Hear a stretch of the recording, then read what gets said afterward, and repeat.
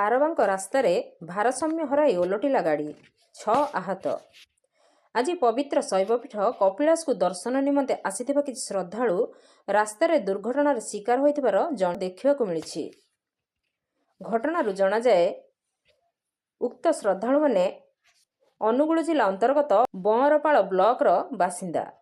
ଆଜି ସକାଳ ସମୟରେ 4 ଜଣ ମହିଳା ଓ 2 ଜଣ ପୁରୁଷ ମିଳିତ ଭାବରେ ଏକ ମାରୁତି ସୁଜୁକି ୟୁକୋ କାର୍, ଯାହାର ନମ୍ବର OD19V1113 ଉକ୍ତ କପିଳାସ ପୀଠକୁ ମହାପ୍ରଭୁ ଶ୍ରୀ ଶ୍ରୀ ଚନ୍ଦ୍ରଶେଖରଙ୍କ ଦର୍ଶନ ନିମନ୍ତେ ଆସିଥିଲେ।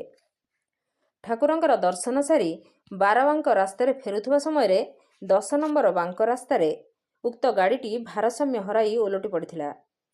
ସେହି ରାସ୍ତା ଦେଇ ଯାଉଥିବା ପଥଚାରୀ ତୁରନ୍ତ ଘଟଣାସ୍ଥଳରେ ପହଞ୍ଚି ପାରିଥିଲେ ଏବଂ ପୋଲିସକୁ ସୂଚନା ଦେଇଥିଲେ। ଉକ୍ତ ଗାଡ଼ିରେ ଥିବା ଆହତ 4 ଜଣଙ୍କୁ ସ୍ଥାନୀୟ ଲୋକଙ୍କ ସହାୟତାରେ ଉଦ୍ଧାର କରାଯାଇଥିଲା।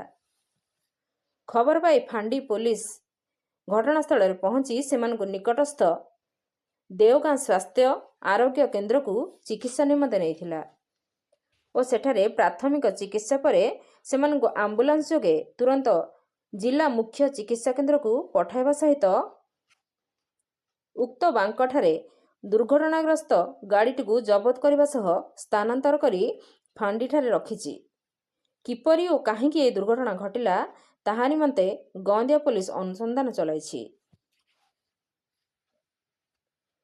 ଢେଙ୍କାନାଳରୁ ସୌମ୍ୟରଞ୍ଜନ ମହାନ୍ତିଙ୍କ ରିପୋର୍ଟ, ନାଗରାଜ ନ୍ୟୁଜ୍।